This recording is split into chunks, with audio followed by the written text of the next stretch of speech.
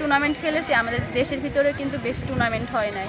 তো বাইরে আমাদেরকে বেশি নিয়ে যাওয়া হয়েছে, ওইখানে টুর্নামেন্ট খেলেছি।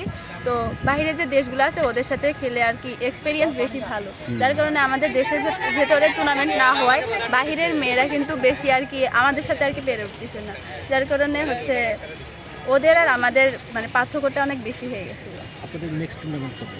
আমাদের নেক্সট টুর্নামেন্টের কোনো ইয়া দেয়নি আর কি, বলছে যে সামনে হচ্ছে এইচএফ কাপ হচ্ছে কোয়ালিফাই রাউন্ড আছে, এটা মার্চে হওয়ার কথা আছে।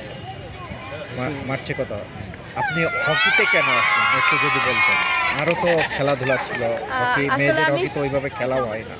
মেইনলি আসলে ফুটবল খেলতাম ফার্স্টে, তো এখান থেকে আমার হচ্ছে ঝিনাইদহের ম্যাডাম আছে একটা শারীরিক শিক্ষার, উনি বলে যে ফুটবল খেলতিছো তো হকিতেও ট্রায়াল দাও। তো বিকেএসপিতে খুলনা বিকেএসপিতে ওইখানে ট্রায়াল দিই। সো ওইখানে হচ্ছে রাজু স্যার আমাকে দেখে, রানিং টানিং নেয়, সব কিছু টেস্ট নেওয়ার পরে তো ক্যাম্পে ডাকার পরে ওইখান থেকেই আর কি বিকেএসপিতে হকিতে যেহেতু হয়ে গেছে তো হকিতে ভর্তি হয়ে গেছে। কোন ক্লাসে পড়েন এখন? আমি এখন এসএসসি পড়েন। বাংলাদেশে হকি তো কোনো ডোমেস্টিক হয় না, কোনো কিছু হয় না আর কি।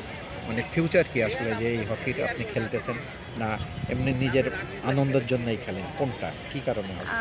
আমি আসলে বলতে পারি যে খেলাটাকে এখন হচ্ছে ভালোবেসে ফেলছি, তো ভালোবেসে আর কি খেলাটা। আচ্ছা, সামনে এই যে আপনার এশিয়ান গেমসের কোয়ালিফাইং আছে, যে ফার্স্ট টাইম হয়তো আপনারা খেলবেন, আপনাদের নিয়েই তো টিম হবে, ওখানে কেমন হতে পারে যে আপনারা অল মনে হয়? এখনও তো আমাদের ক্যাম্প অনুশীলন শুরু হয়নি, ওইখানে যদি অনুশীলন শুরু হয় অতি তাড়াতাড়ি তো আমরা এখানে প্র্যাকটিস করে তখন বলতে পারবো যে আসলে কি হতে পারে। আর নাকি ওমানের এটা 5 সাইড ওয়ার্ল্ড কাপ কোয়ালিফাইড আছে। কোথায় ছিল ওমানে? 5 সাইড ওয়ার্ল্ড এটা গত বছর না? না, এটা হচ্ছে 24 সালে। 24 সালে।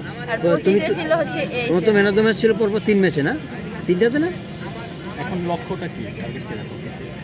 এখন লক্ষ্যটা যে হচ্ছে আমরাই ভবিষ্যৎ, আমরাই হচ্ছে হকিটাকে এগিয়ে নিয়ে যাবো। ওকে, ঠিক আছে।